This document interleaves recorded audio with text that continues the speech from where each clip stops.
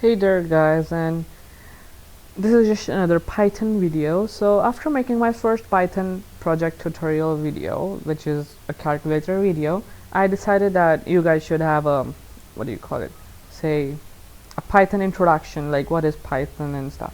So Python is a very amazing language in my opinion, because you can do a lot of stuff in it. You can have a website scripting in Python, you can have softwares in Python, you can have say research stuff in Python, like most of the machine learning stuff is done in Python, and it's an interpreter and compiler, both type of language. So you can have an interpreter, let me just say, which is basically a line by line, where yeah. So this Python console is basically here an interpreter, so I can write 2 plus 3 and it will give me the answer 5, or you can just execute it like a C program or something by clicking on this run, right click, and this ID is PyCharm ID, available for free on the web, both for Windows and Linux. I mentioned that in my video for first Python project. So anyways, I'm just gonna give you an intro to Python. So it's used a lot and it's very fast. It's easy to code, easy to read, easy to write, and easy to understand. In my opinion, it's very easy to learn, and in fact I believe that instead of making students learn C or C++ first, they should focus on Python first, because it's just very easy.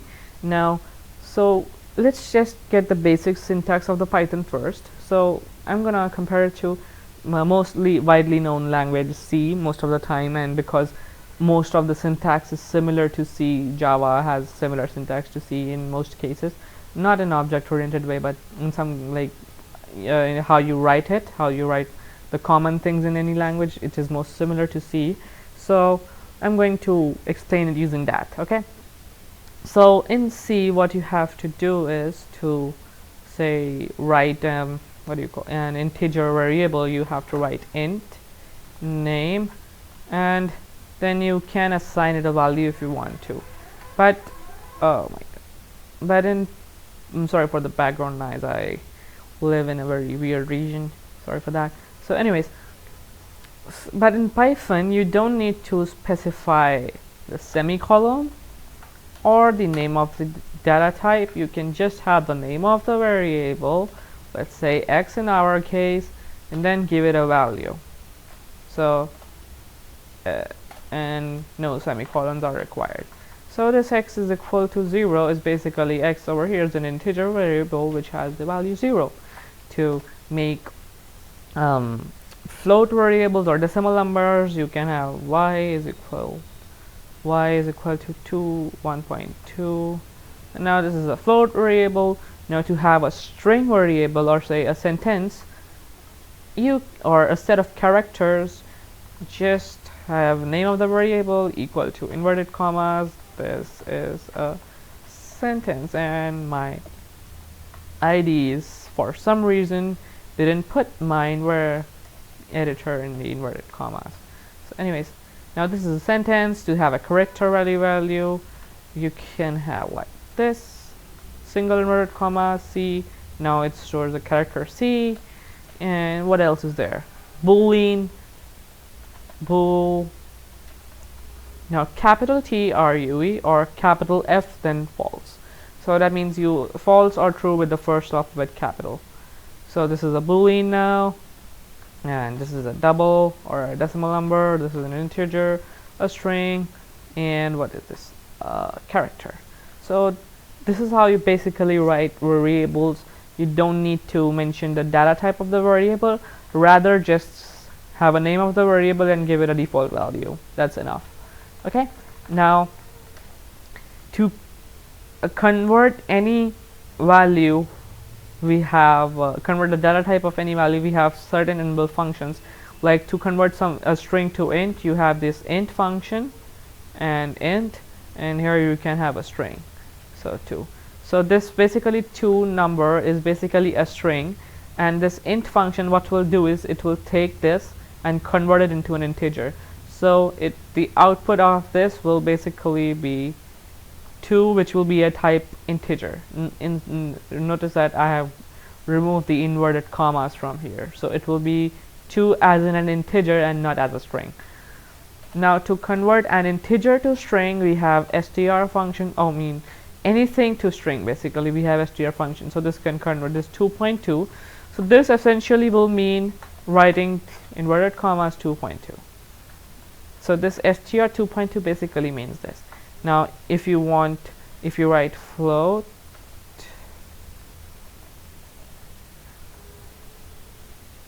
I'm just gonna get rid of this to make sure that this function exists. It does. Now writing this basically means writing 2.2, exactly the value 2.2. so this is basically the typecasting. And to print anything to user, we have print function in which we write the message in inverted commas, blah blah blah blah blah. And to print any and to combine it with other stuff, we have the plus, blah blah blah blah blah. so this will become a whole sentence.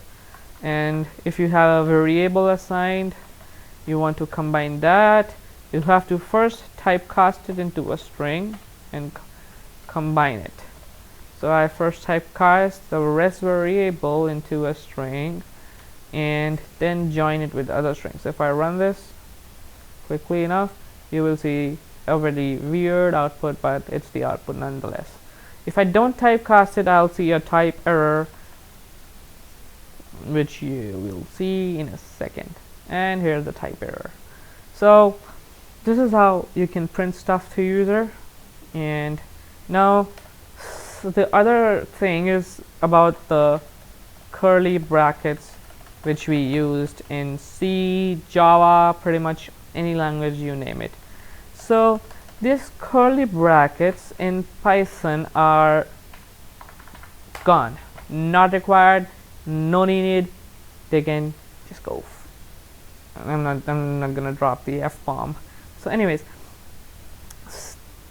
instead of curly braces, Python came up with the idea of inserting tab spaces. So let's just say I have set of statements, statement 1, statement 2, and then I have a tab space, statement 3, statement state 4, and then I have a no tab space, state 5. The equivalent of C program of this will be this: statement 1, statement 2, then curly brackets again. So this becomes a second block inside the major block, statement 3, state 4, and state 5. So this is the C equivalent. This is the C equivalent of this Python code. Okay. Now a real example for this is, let's consider an if statement. If 2 is less than 5, so this condition is true over here. Now the C program would be like this: printf EA. Okay. Now Python equivalent of this will be if 2 less than 5. Now to start a new block, or to tell Python that everything under the statement with having the colon, everything under that statement should be having an indentation, and everything inside having the same indentation under that statement will be under this statement. Just too many statements going on, just see the demo. So I have a colon, which if I don't indentate over here is going to give me an error. And what's the error? It says ident expected. Ident means tab space, or say single space, but in Python we generally use tab space. So I enter tab space. Now this becomes this, exactly equivalent to this. Yay. Now everything which is having one tab space will be coming under this if. Print yay 2. Okay. So this print a and print a2 is equivalent to this in C. Okay, now if you want something like this, print I'm just gonna copy it. Now for this, to write this in Python, what we do is to exit the block, we remove the indentation, and then we simply write our code. Meaning that whenever you have to have an indentation below some statement, say for example loop or if statement or an else statement or an else statement, you put a colon, then in the next line you indentate or you enter one tab space, then write for the whole block, then to end the block you simply remove the tab space in the next line. Simple as that. So now all this is a part of this if statement. That means these two print statements will only and only run if 2 is less than 5. If this is not true, only this will run. And either ways this will run, because this is outside if statement, right? So either ways this will run. So anyways, this is the pretty much basic syntax. I mean, the main thing which you need to know is that at the end of an if, else switch statements and etc, like the loops and stuff, you need to put a colon, and each tab space means a new block. Even this, now if I put this, so this will basically mean this, a new block in C. So now because I put another tab space, it means a totally different block structure. And since it's throwing me an error, I guess, because statement expected found pi didn't. This is basically saying me that you should not put this because there is no colon above or no statement above which requires an indentation or a block of itself. So this should be like this, because this is basically supposed to be inside this if block and not inside its own block. Okay, so again, just a little bit of a thing that you need to know, that you don't need to make you don't need to give the data type of the variables. You can just have the variable name like this and the value of it, and one tab space means the start of a different block. All the statements starting from the below of each other, that means if this print statement is starting from below the above print statements, these two are in same block, and this if statement and then this print statement are in one block.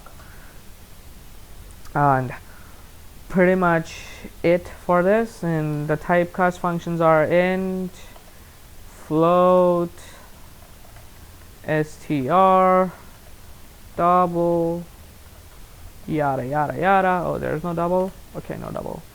So this is basically it.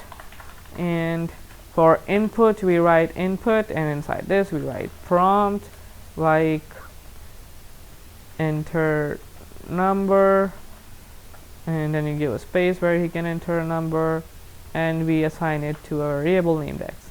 So this is pretty much it, the basic introduction to Python. And thanks for watching this video. Goodbye.